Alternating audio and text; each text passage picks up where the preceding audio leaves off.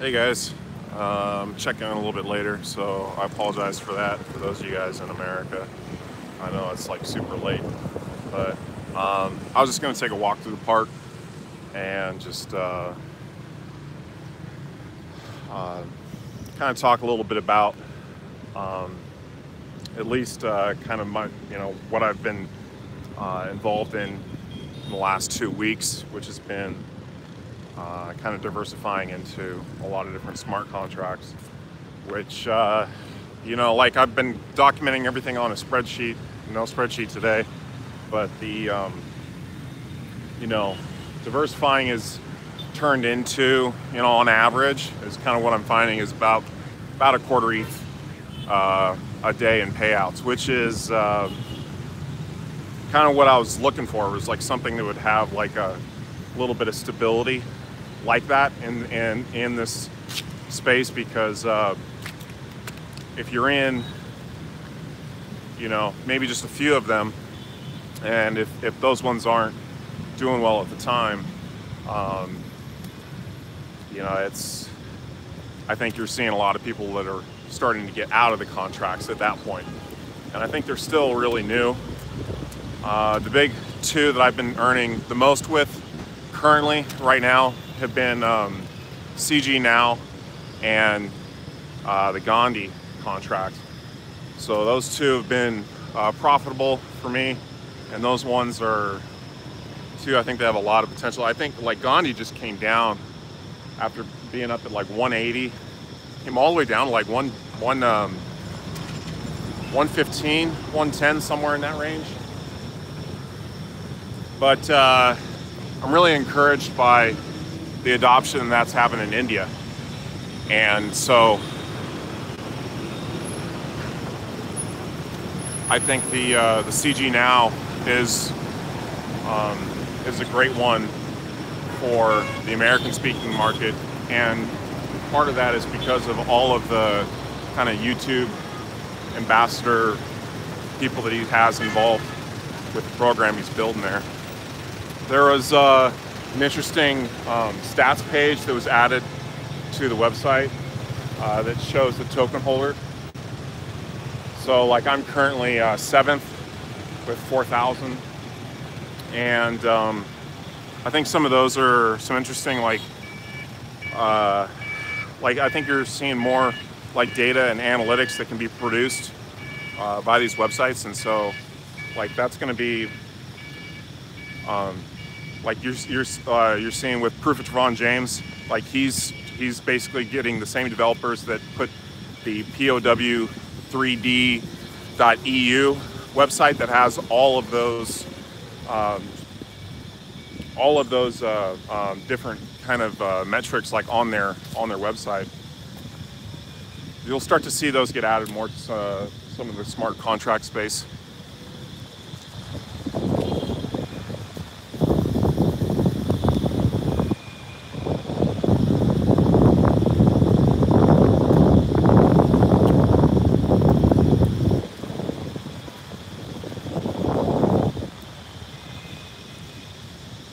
Feels great out here right now.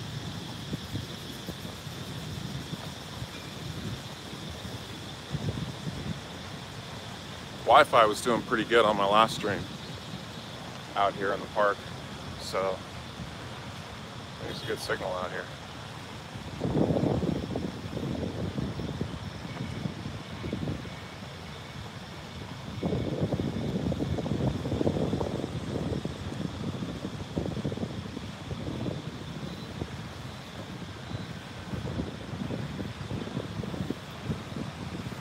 Yeah, there have been a couple of other platforms that are trying to solve some of the issues and problems with some of these smart contracts, like with basically staying in, rewarding those that stay in. I believe that was like, if I was reading the white paper right, because I looked at the white paper on EtherX and I looked at the white paper on another one. I've had a few different people. The Halo 3D one, there was another one that was sent to me that someone was wanting me to look into. there's a couple of new ones out there. Like, the thing is like I've kind of overinvested already by getting into contracts that I'm already in. I think at this point I have to be convinced enough to pull out of the contracts that I'm in to get into a new one. But like, I'm interested in, doesn't necessarily like mean that I won't kind of redistribute. Like, for instance, like I didn't think the pricing was really good with Proof of Devon James, and like I didn't really want to get in, and I felt like I was buying at the top, and like I may have just done that, at least for right now, you know, because I bought in like right before it hit 400, and it's dropped down. It looks like it's almost like stabilizing at that 350 spot, but it's still like the number 2 contract in terms of like ETH that's invested in there. So it's holding a pretty steady number 2, which is you know, it's interesting to see the trends that are going on, and how those change. Checking with the chat.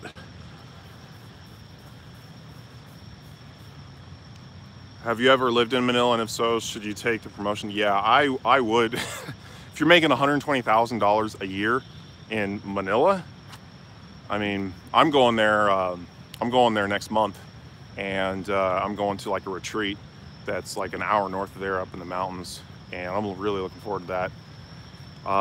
But yeah, Manila is like Makati City.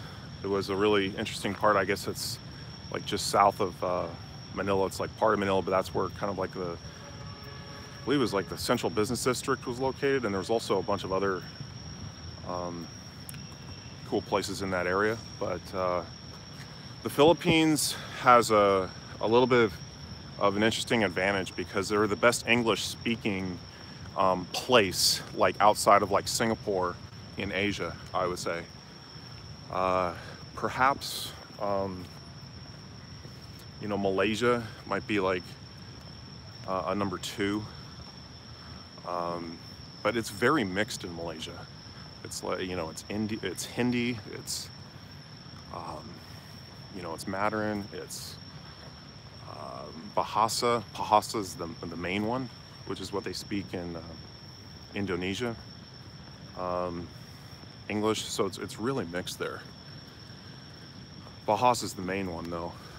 But yeah, like I've been interested in maybe like, I'm pretty close to the airport here, and plane tickets are super cheap. Like I could fly to Manila, like maybe 70, 80 bucks if I really wanted to. I mean, there's deals that are, and that's round trip too, like there and back. Like it's cheap. Like they have a lot more rules. Like you can't really pack heavy. I've come into conflict with that quite a bit since I've been doing that, but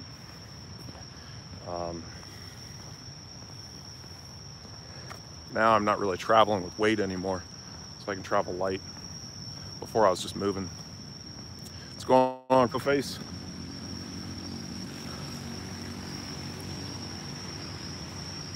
Quezon City, I don't know where that is. Sounds familiar though. Yeah, I know. I got to get into doing the Osama mining stuff. I mean, it's legit, but I mean, it's up to you. Like, I'm not, like, I don't work for them. Like, I'm just, but I got a lot of really, really cool footage, but I got to put it together on my computer. I've been kind of busy lately. Like, I spent all day last night, like, you know, hanging out with someone.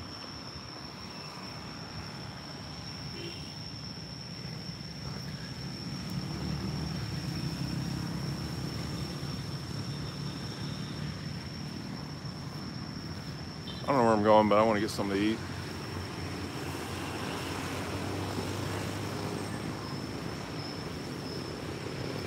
What mining rigs do they use? They got I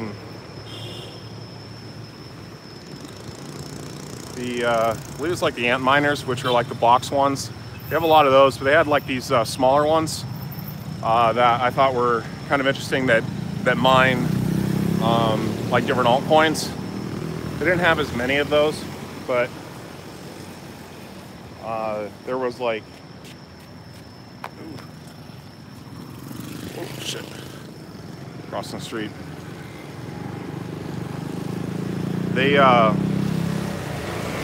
also had like server style, like mining setups. It seemed like there were kind of like larger boxes. But I think, like, I was having a discussion with another guy, and really, I think what it comes down to with like the authenticity aspect to some of these mining companies is for them revealing their hash rate, maybe a little bit more about some of the data behind the actual mining that they're doing. And like that can be, you know, that adds, I think, the largest layer of authenticity, but a lot of those types of operations aren't willing to do that, you know, even if they are legit.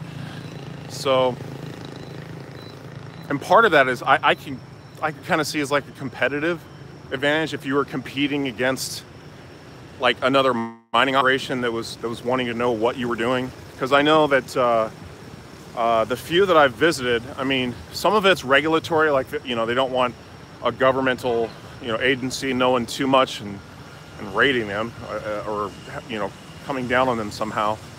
But, you know, I think part of it's a competitive advantage. I'm wondering if, like, maybe I can, I'm sure there's some sort of compromise I could work out where I could get something, or they would allow me to do something to kind of give them a little bit more authenticity behind what they're doing. I just don't know if it's going to happen. It's just a little bit, you know, they're still kind of set up like a company, like a business. Like, one of the things I really like about the smart contract space is that it's kind of open and free. Like, anyone can create a clone. Like, you know, you can put yourself on the blockchain, and that's kind of like, I don't think a lot of people have grasped that yet. And I think that's why, like,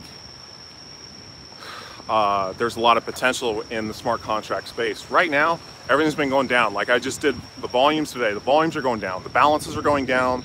The daily active users went down to like 850, I believe. So it had come up a little bit, but now that we're kind of maybe heading into the weekend, or not the weekend, but the work week, perhaps that's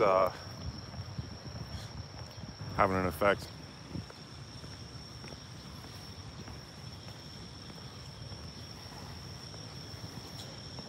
Wanted to know about the silent ASIC miners, the water-cooled ones. That sounds pretty interesting. I'd be interested in that. I mean, noise is a big thing. Like the mining shops I was at, even here in Vietnam, like, they're noisy operations that consume a lot of electricity. So they kind of do them in like little micro pods and things like that, and scatter them all over. So it's at least not hitting like the power grid, I guess, the same way. Or, but yeah, I don't know.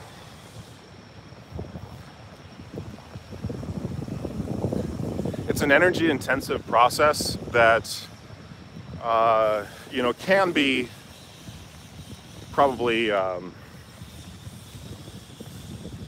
it can be more efficient in the way that the mining is done. And I think we're seeing that a little bit. So, you know, because Bitcoin is a very large, energy intensive operation. Like, it takes up an enormous amount of electricity. And unfortunately, in the world today, most of the electricity is not clean.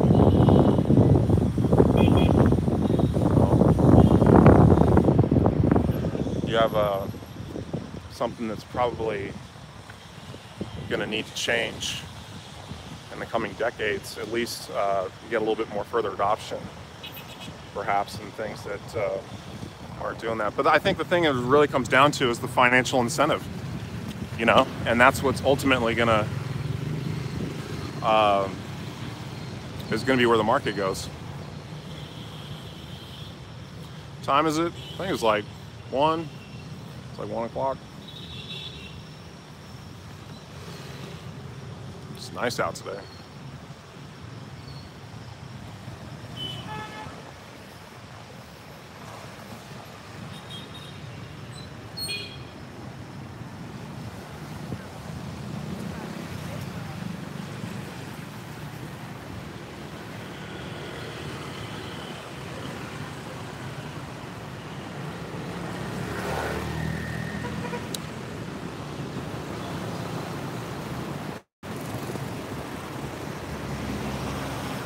All right, guys, I think I'm gonna head across the street for breakfast.